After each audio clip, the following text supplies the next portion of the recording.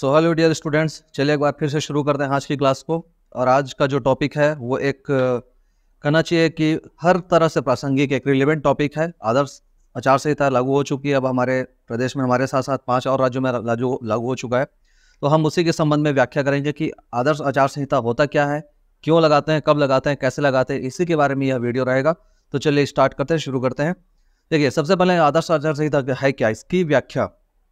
तो ये आदर्श आचार संहिता की जो बात है वो चुनाव को निष्पक्षतापूर्ण, बिना किसी विवाद के, बिना किसी डिस्प्यूट के ये कराने के लिए आचार संहिता का पालन करना होता है। आचार संहिता लगता है और चुनाव आयोग सभी राजनीतिक दलों और प्रत्याशियों के द्वारा पालन की जाने वाली यह एक नियमावली है। बेसिकली है कि ये नियमावली एक नियमों की श्रृंखला है, एक नियमों की सीरीज है जिसके तहत चुनाव संपादित कराए जाते हैं। तो यह कहलाता है आदर्श आचार संहिता। ठीक है, आगे बात करते हैं भारतीय निर्वाचन आयोग। भाई, आदर्श आचार संहिता अगर है तो इस आदर्श आचार संहिता को लागू कराने की जिम्मेदारी किसकी होती है? कौन ऐसी गवर्निंग बॉडी होती है या कॉन्स्टिट्यूशनल बॉडी है जिसके ऊपर यह रिस्पॉन्सिबिलिटी होती है कि वह आचार संहिता को लागू कराए? तो आचार संहिता को लागू कराने की जिम्मेदारी होती है भारतीय निर्वाचन आयोग पर। ठीक है, भारतीय निर्वाचन आयोग इसको लागू कराता है और चुनाव होने से पूर्व, चुनाव होने से पहले और चुनाव होने के पश्चात, जैसे चुनाव होने से पूर्व इसकी घोषणा करेगा कि आचार संहिता लागू हो चुकी है, जैसे कि घोषणा हो चुका है इसके बारे में। और जैसे चुनाव समाप्त होता है कि इस बात की भी डिक्लेरेशन करता है कि चुनाव अब समाप्त हो चुके हैं और आचार संहिता अब समाप्त किया जाता है। ठीक है, चलिए, सुप्रीम कोर्ट के आदेश अनुसार जिस दिन चुनाव आयोग चुनाव की घोषणा करता है, ध्यान से समझिएगा, सुप्रीम कोर्ट के आदेशानुसार जिस दिन चुनाव आयोग चुनाव की घोषणा करेगा उसी दिन से आचार संहिता का लागू होना माना जाता है। बात आती है कि आचार संहिता कब लागू होता है, तो इस बात का डिक्लेरेशन, इस बात का निर्धारण करेगी माफ कीजिएगा, चुनाव आयोग। और सुप्रीम कोर्ट का निर्देश है कि जिस दिन से चुनाव आयोग ने चुनाव के डेट का डिक्लेरेशन किया उसी दिन से आचार संहिता लागू होना माना जाता है। ठीक है, आचार संहिता के बारे में संविधान में कोई उल्लेख नहीं है, कोई भी प्रकार का कोई उल्लेख नहीं है। यह विभिन्न प्रक्रियाओं के द्वारा राजनीतिक दलों के सहमति के फलस्वरूप निर्मित हुआ है। देखिए, क्या होता था पुराने समय में, कुछ ऐसी स्थितियां आती थी ट्रांसपेरेंसी रखने के लिए, या जो सत्तारूढ़ पार्टी है, सत्तारूढ़ पार्टी अपने सत्ता का कुछ दुरुपयोग न कर ले, इसलिए दलों के बीच में आपसी सहमति के परिणाम स्वरूप यह निर्मित हुआ है। तो आचार संहिता एक काइंड ऑफ नियम है, कहना चाहिए, एक नियमावली है। इसके संबंध में संवैधानिक कोई प्रावधान, संविधान में इसका कोई वर्णन या कोई जिक्र नहीं है।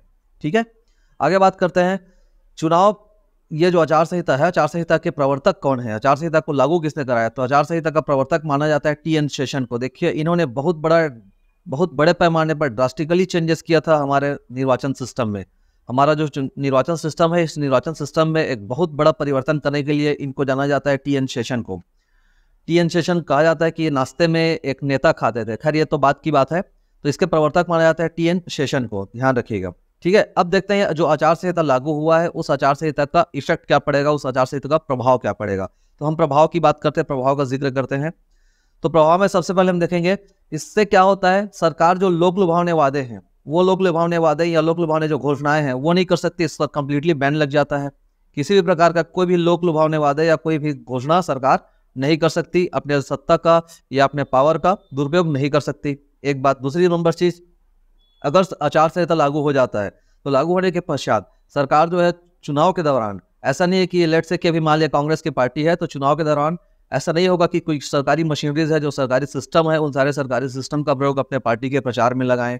इनका किसी भी प्रकार से दुरुपयोग नहीं कर सकती। ये चुनाव आचार संहिता लागू होता है, इसका इफेक्ट होता है, इसका प्रभाव होता है। अगर पार्टियां ऐसा दुरुपयोग करती हैं तो उनके ऊपर और कोई भी कानूनी कार्रवाई चुनाव आयोग को जैसा लगेगा उस हिसाब से वो कार्रवाई कर सकती है समय दर समय। ठीक है, तीसरा प्रभाव देखते हैं, किसी भी प्रोजेक्ट का शिलान्यास या कोई भी प्रकार का जो शिलान्यास होता है या उद्घाटन होता है, या कोई भी नया प्रोजेक्ट शुरू करना है या कोई नई स्कीम, नई योजना, किसी प्रकार की योजना प्रोजेक्ट का शिलान्यास या लॉन्चिंग नहीं होता है, या कोई भी चीज का जो बन चुका है उसका उद्घाटन भी नहीं किया जा सकता। सारी क्रियाकलाप जो है वो रिस्ट्रिक्टेड रहती है, किसी भी सूरत में कोई भी पार्टी ऐसा नहीं कर सकती। सरकारी योजनाओं में जितने भी बैनर्स होते हैं, पोस्टर्स होते हैं, वेबसाइट्स होते हैं, लेट से कि जैसे मान लिया अभी देखते हैं कि बहुत सारे ऐसे गवर्नमेंट के ऑफिशियल वेबसाइट्स होते हैं, उन वेबसाइट्स में हम देखते हैं कि मुख्यमंत्री के फोटोज होते हैं और जो भी संबंधित विभाग के मंत्री होते हैं उनका फोटोज डाला जाता है। तो अगर ऐसा आचार संहिता लागू होता है तो लागू होने के पश्चात मुख्यमंत्री या अन्य मंत्री और जो भी संबंधित नेता हैं, इनके सारे बैनर, पोस्टर्स, ठीक है, जिस भी जगह पे लगे गए हैं, जो भी होर्डिंग्स लगाए गए हैं, उन तमाम होर्डिंग्स, बैनर, पोस्टर को निर्वाचन आयोग द्वारा रिमूव करा दिया जाता है, हटा दिया जाता है। ताकि ट्रांसपेरेंसी बनी रहे, जो पारदर्शिता है लोकतंत्र की, वह लोकतंत्र की पारदर्शिता बनी रहे। इस लिहाज से ये सारे स्टेप है वो उठाए जाते हैं। अगला कड़ी की बात करते हैं, मंत्री और विधायक सरकारी गाड़ी का प्रयोग नहीं कर सकते। हालांकि ये बात तो यहीं पे जाहिर हो चुकी थी कि कोई भी प्रकार की सरकारी मशीनरी का प्रयोग नहीं करना है। तो मंत्री या विधायक को जो सरकारी गाड़ी मिली होती है उस सरकारी गाड़ी का भी प्रयोग वह नहीं कर सकता। ठीक है, चलिए अभी देखिए क्या है। अगर मान लिया यहाँ पे एक कंडीशन ऐसा बनता है, अगर कोई स्थिति ऐसा रेयर कंडीशन आ जाता है। देखिए यहाँ पे पहले इस पॉइंट को मैं समझा देता हूँ, फिर मैं आगे इसके बारे में स्पेशल कंडीशन के बारे में बात करूंगा। सरकारी अधिकारी, कर्मचारी और सरकार के द्वारा किसी भी प्रकार से सुनियोजित ढंग से या किसी भी ढंग से किसी भी कर्मचारियों का ट्रांसफर या तबादला नहीं हो सकता। अगर तबादला किया जाएगा तो वो भी रेयर कंडीशन में, कोई विशेष परिस्थिति अगर निर्मित होती है, ठीक है, अगर कोई विशेष परिस्थिति होती है तो तबादला किए जा सकते हैं, और वह भी तबादला करने का जो अधिकार है वह चुनाव आयोग को प्राप्त होगा। मतलब सरकार के हाथ पूरी तरह से बंध जाते हैं। यहाँ पे समस्त राइट्स, समस्त पावर, जो अधिकार है, जो समस्त अधिकार क्षेत्र है वो चुनाव आयोग के अंडर टेकिंग में होता है। तो अगर ऐसा करने का है तो चुनाव आयोग ऐसा कर सकते हैं। वो भी रेयर कंडीशन में होता है, विशेष परिस्थिति में होती है। अदरवाइज जैसे आचार संहिता लागू होने से पहले की जो स्थिति होती है उसको एज इट इज मेंटेन करने की कोशिश की जाती है। ठीक है, चलिए तो किसी प्रकार का कोई चीज नहीं होगा। हाँ, मैंने आपको बताया कि अगर इमरजेंसी की कोई कंडीशन आ जाती है, इमरजेंसी की कंडीशन में आचार संहिता अगर लागू है, उस समय कुछ ऐसी वस्तु स्थिति निर्मित हो जाती है, तो वहां पे चुनाव आयोग की सिफारिश पर, चुनाव आयोग की सलाह पर, ठीक है, सरकार ऐसा कोई काम कर सकती है। रेयर केस है, ठीक है, ऐसा कभी होता नहीं और आज तक कभी हुआ नहीं है। तो अगर ऐसा कुछ विशेष परिस्थिति आया, इमरजेंसी आई, आपातकालीन स्थिति आई, तो चुनाव आयोग की सिफारिश पर ही सारा कुछ काम होगा, उसी के सलाह पर सारे काम होंगे। ठीक है, देखिए अगली कड़ी में हम चलते हैं। इसके संदर्भ में न्यूज़ क्या है, समाचार क्या है। तो समाचार यह है कि 9 तारीख दिनांक 9 अक्टूबर 2023 को समय 12 बजे दोपहर, ठीक है, 5 राज्यों में आदर्श आचार संहिता लागू होने की घोषणा चुनाव आयोग ने की। देखिए भाई, हमारे यहाँ जो भारतीय निर्वाचन आयोग है, भारतीय निर्वाचन आयोग राष्ट्रपति से लेकर के संसद, विधायक सभी का चुनाव कराती है। अगर हम बात करें स्थानीय चुनाव की, ठीक है, जो स्थानीय चुनाव होते हैं अर्थात पंचायती राज, ठीक है, पंचायती राज में जो पंचायत चुनाव होता है, उस पंचायत चुनाव को कराने की जिम्मेदारी बस राज्य निर्वाचन आयोग को होती है। तो स्थानीय जो निर्वाचन है वो स्थानीय निर्वाचन राज्य निर्वाचन आयोग कराती है। और उसके पश्चात जितने भी संसदों का जो संसद का चुनाव है, जो सांसद बनते हैं, ठीक है, एमपी जो होते हैं या लेजिस्लेटिव असेंबली के जो मेंबर्स होते हैं, एमएलएज होते हैं, इवन राष्ट्रपति तक का भी चुनाव हमारे यहाँ जो चुनाव आयोग है उसी के द्वारा संपादित कराया जाता है। तो राज्य निर्वाचन आयोग का केवल इतना काम कि वो स्टेट के अंडर आने वाले जो पंचायती राज का चुनाव है वो चुनाव संपादित कराने का काम करती है। देखिए थोड़ा सा मैं यहाँ पे डिस्कस करना चाहूँगा, सीट कितनी कितनी है, ये थोड़ा सा एग्जाम के पॉइंट ऑफ व्यू से इंपॉर्टेंट हो सकता है। अलग अलग राज्य, मध्य प्रदेश, राजस्थान, तेलंगाना, मिजोरम और छत्तीसगढ़, कुल 5 राज्यों में चुनाव होना है। और 5 राज्यों में जो विधानसभा की सीट है वो इस प्रकार है: मध्य प्रदेश में 230 सीट, राजस्थान में 200 सीट, तेलंगाना में 60 सीटों के लिए, मिजोरम में 40 सीटों के लिए और छत्तीसगढ़ में 90 विधानसभा सीटों के लिए चुनाव होना है। ये आपको बता दूं कि छत्तीसगढ़ में जो चुनाव है, हम इसी के बारे में ज़्यादा बात करेंगे। छत्तीसगढ़ में जो चुनाव है उस चुनाव का मतदान 2 चरणों में होगा। ठीक है, पहला जो डेट निर्धारित किया गया है वह 7 नवंबर का और दूसरा 17 नवंबर। 7-7 का फिगर चल रहा है, 7 और 17, 10 दिन का फासला है। मतगणना जो है वो समस्त राज्यों की जो मतगणना है वह 3 दिसंबर को ही होगी। ठीक है, समस्त पांचों राज्यों में निर्वाचन के पश्चात 3 दिसंबर को सरकार मतलब जो मतगणना का है वो परिणाम आपके सामने रहेगा। चुनाव की तारीख के बारे में बात करेंगे, हालांकि ये हमारे लिए उतना महत्वपूर्ण नहीं है, बट नॉलेज के पॉइंट ऑफ व्यू से अगर देखें तो 17 नवंबर को मध्य प्रदेश में, राजस्थान में 23 नवंबर को, तेलंगाना में 30 नवंबर को और मिजोरम में 7 नवंबर को चुनाव संपादित होने हैं। छत्तीसगढ़ की बात करें तो 7-7 का फिगर चल रहा है, 7 और 17, ये याद रखेंगे, 7 और 17। ठीक है, थोड़ा सा छत्तीसगढ़ की स्थिति जान लेते हैं कि वर्तमान में छत्तीसगढ़ की स्थिति क्या है, क्या पोजीशन रहा है। ठीक है, हमारे यहाँ विधानसभा सीट कितने और थोड़ा सा आरक्षण का प्रावधान क्या है, आरक्षण संबंधी बातों को थोड़ा सा नजर डालते हैं। देखिए तो छत्तीसगढ़ में टोटल 90 विधानसभा सीट है। 90 विधानसभा सीट में अनारक्षित सीटों की बात करें तो 51 सीट अनारक्षित है। ठीक है, इसमें से आरक्षण की बात करें तो 29 सीट अनुसूचित जनजाति के लिए, एसटी के लिए, और अनुसूचित जाति के लिए 10 सीट आरक्षित किया गया है। ठीक है, ये क्षमा कीजिएगा, ये एससी के लिए। ठीक है। शेड्यूल कास्ट के लिए आपका 10 सीट और 29 सीट आरक्षित किया गया है अनुसूचित जनजाति के लिए। ये हमारे लिए इतना महत्वपूर्ण नहीं कि कौन सी सीट क्या है, जिनको चुनाव लड़ना है या जो पॉलिटिकल चीज़ों पे इंटरेस्ट रखते हैं उनके लिए मुद्दा होता है कि कौन सी सीट आरक्षित है, कौन सी सीट गैर आरक्षित है। ऑलराइट, तो 51 सीटों पर चुनाव होना है। सॉरी, 51 सीटें अनारक्षित हैं और बाकी 39 सीट है वो आरक्षित कैटेगरी की है। ठीक है, आगे बात करते हैं। पिछड़ा वर्ग के लिए अभी तक चुनाव में कोई आरक्षण का प्रावधान नहीं है, हालांकि मांग बहुत लंबे समय से की जा रही है, परंतु स्टिल टुडे अभी तक ऐसा कोई पिछड़ा वर्ग के लिए अलग से आरक्षण का विधानसभा सीट में आरक्षण का कोई प्रावधान नहीं है। ठीक है, चलिए आगे बात करते हैं। 2 चरणों में जो मतदान होगा, तो प्रथम चरण का जो मतदान है वो 7 नवंबर 2023 दिन मंगलवार को संपादित होगा। यहाँ पे कुल 20 विधानसभा सीटों के लिए मतदान होगा विधानसभा 20 विधानसभा क्षेत्रों में, जिसमें से बस्तर संभाग के समस्त जो विधानसभा क्षेत्र हैं, वह बस्तर संभाग के अंतर्गत जितने विधानसभा क्षेत्र आते हैं उन विधानसभा क्षेत्रों के अंतर्गत मतदान होना है।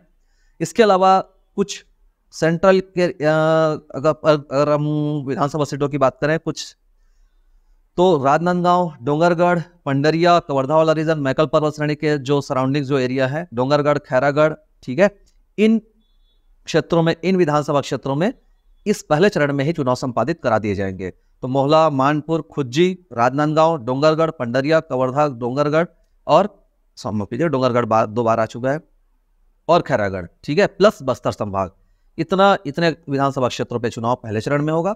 और दूसरे चरण में जो है शेष विधानसभा जो क्षेत्र हैं, चाहे वो उत्तर छत्तीसगढ़ हो, चाहे वो मध्य छत्तीसगढ़ हो, चाहे पूर्व छत्तीसगढ़ या पश्चिम छत्तीसगढ़, तो इन जो शेष विधानसभा क्षेत्रों में है उन सब में चुनाव होगा। 70 सीटों का चुनाव 17 नवंबर को। ठीक है, तो 70 सीटों का 7 वाला पूरा गेम चल रहा है, 7-7 का खेल है, 7, 17, 70, ध्यान रखेंगे। ठीक है, हो सकता है आने वाले एग्जामिनेशन में पूछ दे, तो अभी से प्रिपेयर करते चलिए। ऑलराइट, आगे बढ़ते हैं।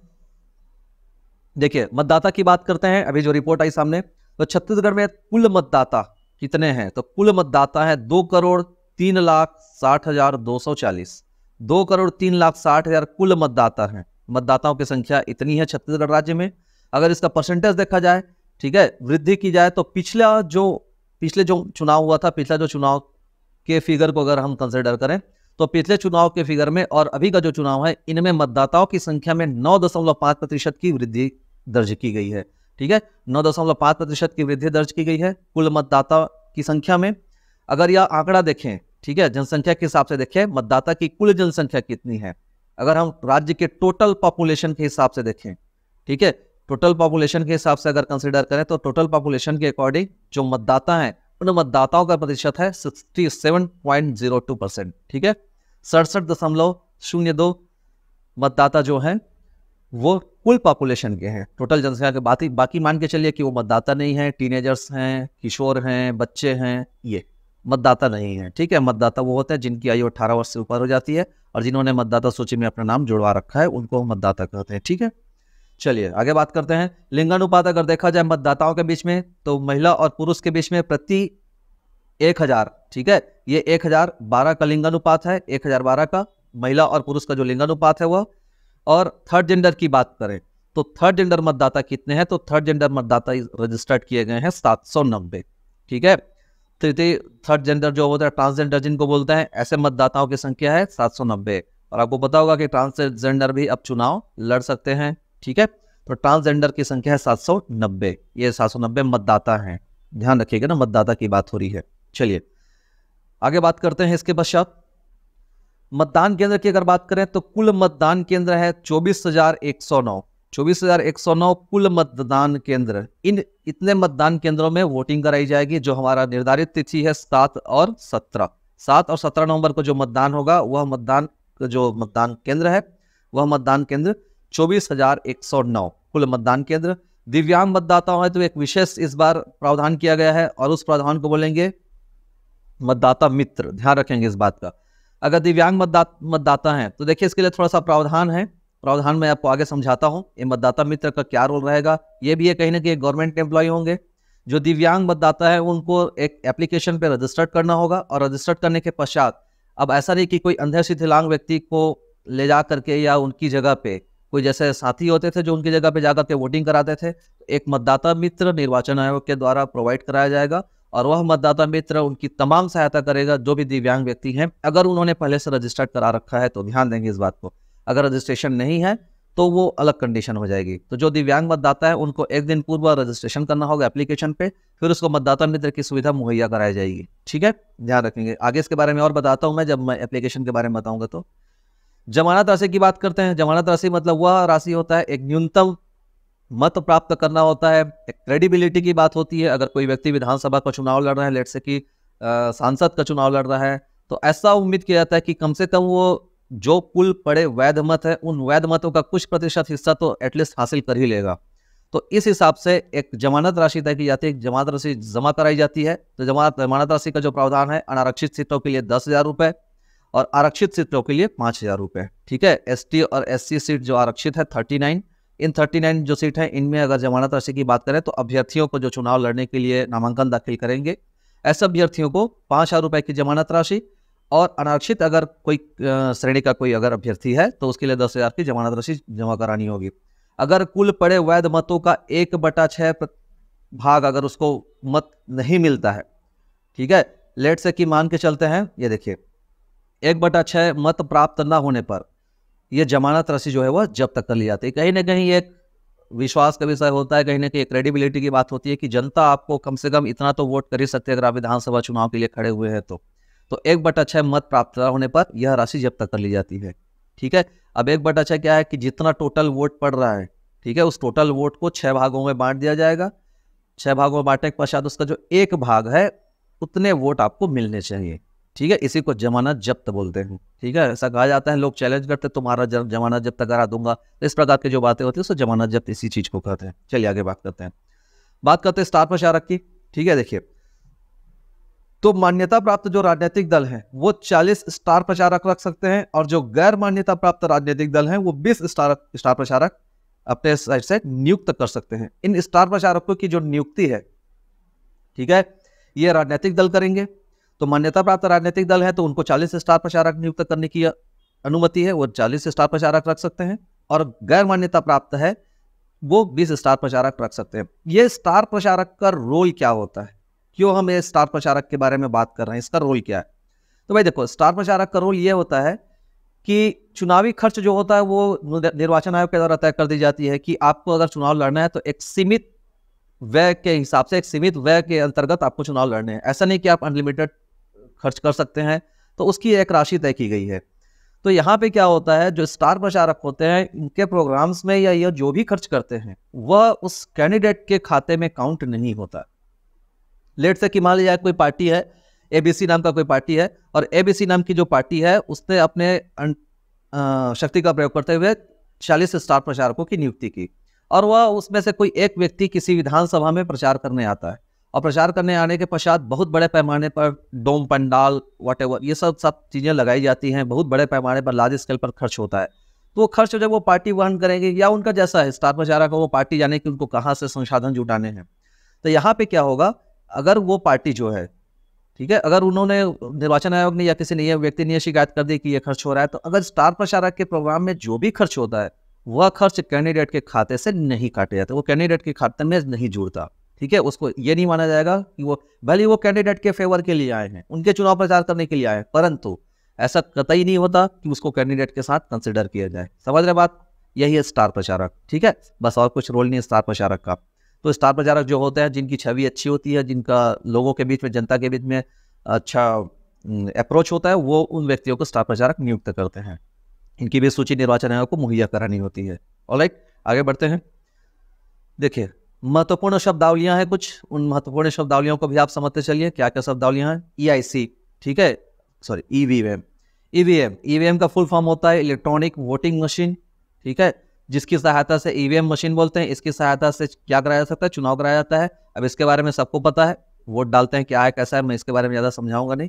तो दो चीज़ें होती हैं यहाँ पे, एक बैलेट यूनिट होती है और कंट्रोल यूनिट होती है। 2 यूनिट होती है। आप जाते हैं और आपको जो भी आपके पसंदीदा कैंडिडेट हैं उनके नाम के सामने जो भी छाप आपको दिखता है उसमें आप वोट डालते हैं। इलेक्ट्रॉनिक वोटिंग मशीन कहते हैं उसको।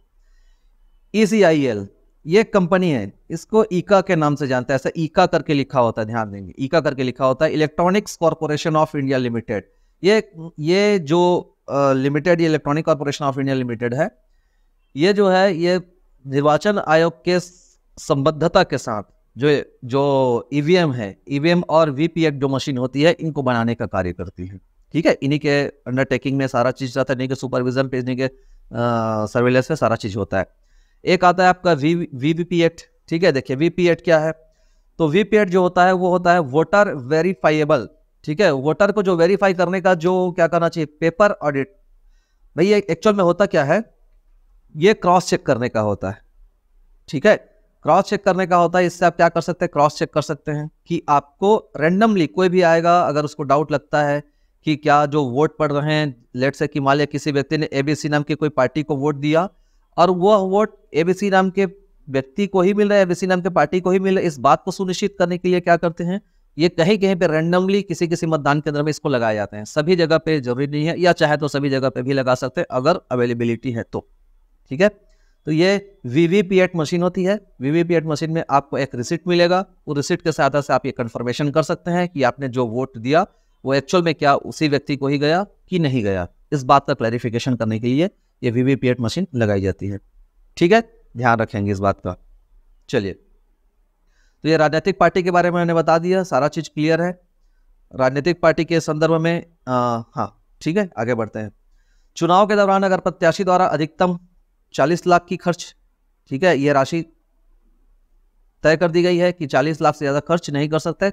अब वो 40 लाख का चाहे पोस्टर बनवाए, बैनर बनवाए, या 40 लाख को पूरे डीजल में, गाड़ी में खर्च करे, ये कैंडिडेट की इच्छा है। ठीक है, लेकिन चुनाव खर्च की जो सीमा है, इसका पूरा ब्यौरा देना पड़ेगा कि आपने चुनाव में कितने खर्च किए, कहाँ खर्च किए, सारी चीज़ों को। ठीक है, तो प्रत्याशी द्वारा अधिकतम जो चुनावी व्यय है वो 40 लाख तक ही किया जा सकता है, इससे ज़्यादा नहीं।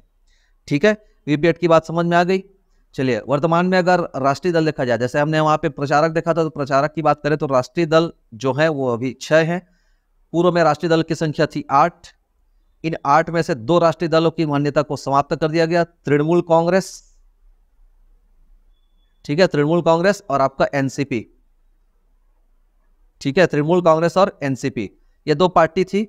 इन दोनों पार्टी को जो राष्ट्रीय पार्टी का दर्जा था, वो राष्ट्रीय पार्टी का दर्जा समाप्त हो चुका है। वर्तमान में अगर नेशनल पार्टी की संख्या बोलेंगे तो 6 है। और आपसे पूछेगा कि लेटेस्ट राष्ट्रीय पार्टी कौन सी है, तो आम आदमी पार्टी। आप इसी को लेटेस्ट राष्ट्रीय पार्टी का दर्जा दिया गया है, ध्यान रखेंगे इस बात का। चलिए आगे बात करते हैं कुछ महत्वपूर्ण शब्दावलियों को।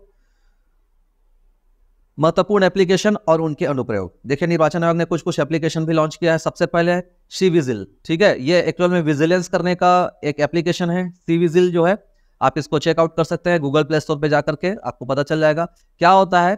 यहाँ पे ट्रांसपेरेंसी रखने के लिए, पारदर्शिता के लिए, आप किसी प्रकार का अगर कहीं पे चोरी चुप के कोई कैंडिडेट इस तरह के चुनाव आयोग के द्वारा दिए गए दिशा निर्देश का कोई मिसयूज कर रहा है, तो उस कंडीशन में पब्लिक अवेयरनेस की सहायता से लोग वहाँ पे मौजूद रहेंगे, और वो पब्लिक अवेयरनेस की सहायता से चाहें तो वहाँ पे आप कोई वीडियोग्राफी या फोटोग्राफी करके तत्काल निर्वाचन आयोग को प्रोवाइड करा सकते हैं। इसमें इमीडिएट एक्शन लेने का प्रावधान है। देखिए क्या है, तो आम नागरिक इसके माध्यम से आचार संहिता के उल्लंघन होने पर लाइव फोटोग्राफ या वीडियोग्राफ के माध्यम से शिकायत कर सकता है। इस शिकायत पर इंस्टेंटली कार्रवाई करने की बात कही जा रही है। 100 मिनट के अंतर्गत कार्रवाई की जाएगी। ठीक है, समझ में आ रही बात भाई? 100 मिनट मतलब समझ लीजिए लगभग 2 घंटे। ठीक है, लगभग 2 घंटे, पौने 2 घंटे ऐसा है। इसलिए मतलब 2 घंटे अपन average on and on average लेकर के चलते हैं। 2 घंटे के अंदर इंस्टेंटली कार्रवाई कर दी जाएगी। आगे बात करते हैं सी-विजिल के बाद सुविधा ऐप।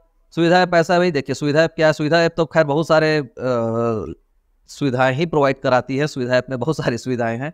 यहाँ पे क्या सुविधा मिल रही है, तो यहाँ पे अभ्यर्थी जो है वो अपना नामांकन पत्र, नामांकन फॉर्म, शपथ ऑनलाइन फिलअप कर सकता है। अगर चाहे ऑनलाइन करना तो ऑनलाइन इस सुविधा ऐप के माध्यम से वो फिलअप कर सकता है। ठीक है, आगे बात करते हैं। ठीक है, वोटर हेल्पलाइन और वोटर सर्विस पोर्टल। ये तो ऐसा है कि इस एप्लीकेशन का उपयोग तो बहुत पहले से होता आया है। लोग अपना जो मतदान केंद्र है उसको देखने के लिए, अपना ईपिक कार्ड डाउनलोड करने के लिए, अपना ईपिक नंबर देखने के लिए इसका प्रयोग करते ही हैं वोटर हेल्पलाइन। तो ये मतदाता सूची में अपना नाम खोजना, पंजीकरण, आप इसके माध्यम से चाहें तो अपना नया रजिस्ट्रेशन करा सकते हैं। अभी बहुत लोगों ने, अभी चल भी रहा था, बहुत लोगों ने अपना नए मतदाता के रूप में रजिस्ट्रेशन कराया है और उनके नामों की सूची का प्रकाशन भी हो चुका है। तो ये रजिस्ट्रेशन का काम आप यहाँ से कर सकते हैं। संशोधन कर सकते हैं, अगर आपके नाम में कोई गलती है, फोटो में कोई गलती है, तो आप उसको संशोधित कर सकते हैं। आपके पास जो बीएलओ होंगे वो भी आपके क्षेत्र के बीएलओ, वो बीएलओ उसको क्या करेंगे, वेरीफाई करेंगे, और वेरीफाई करने के पश्चात निर्वाचन आयोग के द्वारा उसको संशोधित कर दिया जाएगा, सुधार कर दिया जाएगा। ठीक है, तो विलोपन फॉर्म, अगर किसी की मृत्यु हो जाती है, किसी को डिलीट करना है, किसी की शादी हो गई, जैसे कोई महिला, कोई लड़की या लड़की की शादी होकर के दूसरी जगह पे चली जाती है, तो वहां से उसको डिलीट करना, ये सारे काम यहाँ से वोटर हेल्पलाइन नामक एप्लीकेशन से किए जा सकते हैं। और भी कुछ एप्लीकेशन से उसके बारे में बात करते हैं। ये आपका वोटर टर्नआउट, ठीक है, वोटर टर्नआउट क्या है? वोटर टर्नआउट ये एक नया एप्लीकेशन आया है। ये मतदान के दिन आप लाइव अपडेट लेने के लिए कि कहाँ पे कितने प्रतिशत मतदान हुए, ठीक है, कितना प्रतिशत मतदान हुआ है, इस बात की जानकारी लेने के लिए आप यहाँ पे लाइव अपडेट ले सकते हैं। ये वोटर टर्नआउट नाम का एप्लीकेशन है। ये सारे एप्लीकेशन आपको प्ले स्टोर पर मिल जाएंगे, ठीक है, ये सारे एप्लीकेशन आपको प्ले स्टोर पर प्रोवाइड करा दिया गया है, ठीक है, प्ले स्टोर से जाकर के आप डाउनलोड कर सकते हैं। तो कहाँ कितना मतदान हो रहा है, मतदान केंद्रों के जो पोलिंग ऑफिसर होंगे, जो प्रिसाइडिंग ऑफिसर होंगे, और जो सेक्टर ऑफिसर होते हैं, जोनल अधिकारी होते हैं, इन सब के द्वारा उसको अपडेट किया जाएगा चरणबद्ध तरीके से, और आपको लाइव अपडेट मिलता रहेगा। काइंड ऑफ क्रिकेट के स्कोर की तरह है कि अगर आपको चुनाव के दिन वोटिंग का लाइव अपडेट लेना है तो ये आप वोटर टर्नआउट एप्लीकेशन की सहायता से ले सकते हैं। अगला आपका सक्षम ऐप। सक्षम ऐप जो मैं आपको बता रहा था अभी कुछ समय पहले मैंने बात की, जो मतदाता मित्र है, ठीक है, देखिए जो मतदाता मित्र है वह मतदाता मित्र ये सक्षम ऐप के माध्यम से ही काम करेगा। सक्षम ऐप में आपको एक दिन पूर्व रजिस्ट्रेशन करना होगा अगर आप दिव्यांग है तो, और आपको अगर इस प्रकार की कोई सुविधाएं चाहिए तो आपके रजिस्ट्रेशन करने के पश्चात जिस दिन आप वोटिंग कराने जाएंगे तो आपको जो भी फर्दर असिस्टेंस है वो आपको वहाँ पे मिलेगा। तो वो जो देने वाला होगा वह होगा मतदाता मित्र, इसको वहाँ पे नियुक्त करेंगे, और वो दिव्यांगजनों को जो भी फैसिलिटी प्रोवाइड कराई जाएगी, लेट से कि व्हील चेयर या व्हाटएवर कोई भी प्रकार का, वो सारी सुविधाएं मतदाता मित्र की रिस्पॉन्सिबिलिटी होती है। ठीक है, तो सक्षम ऐप में दिव्यांगजनों की सुविधा है तो ये सक्षम ऐप बनाया गया है। ठीक है, अक्षम है वो, तो उन अक्षमों को सक्षम बनाने के लिए, ऐसा याद रखेंगे। नेक्स्ट आपका केवाईसी। ठीक है, केवाईसी अपडेट देखिए, ये केवाईसी ऐप जो होता है वो know your candidates. Know your candidates मतलब चुनाव लड़ रहे जो अभ्यर्थी हैं, इन अभ्यर्थियों की जानकारी, और अगर अभ्यर्थी किसी प्रकार का कोई पूर्व में कोई वृत्त आपराधिक रिकॉर्ड है, उसका कोई क्रिमिनल बैकग्राउंड है, तो वो क्रिमिनल बैकग्राउंड की जानकारी आपको मिल जाएगी।